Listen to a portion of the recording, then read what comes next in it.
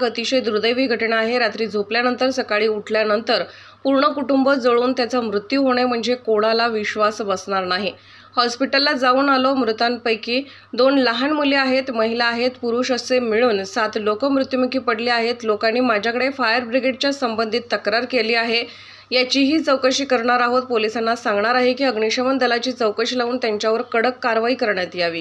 7 जणांचा मृत्यू झाला। खूपच दुर्दैवी घटना आहे।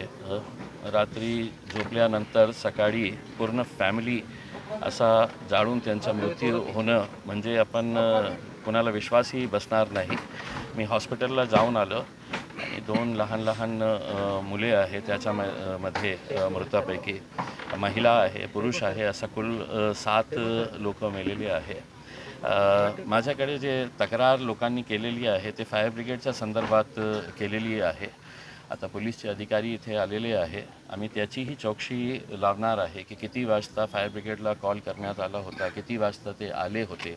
आणि लोकांचं असं म्हणणं होतं की त्यांच्याकडे टॉर्च नाही होती, त्यांच्याकडे जे सिस्टम्स होते ते सिस्टम्स ऑपरेट बरोबर करत नाही होते। पाण्याच्या टँकरच्या बाबतीतही त्यांनी सांगितलेले आहे की कॅन्टोन्मेंटची पाण्याची टँकर आणण्यात आली होती, ते मग फायर ब्रिगेडमध्ये टाकण्यात आलेले आहे, हे लोकांनी म्हटलेले आहे।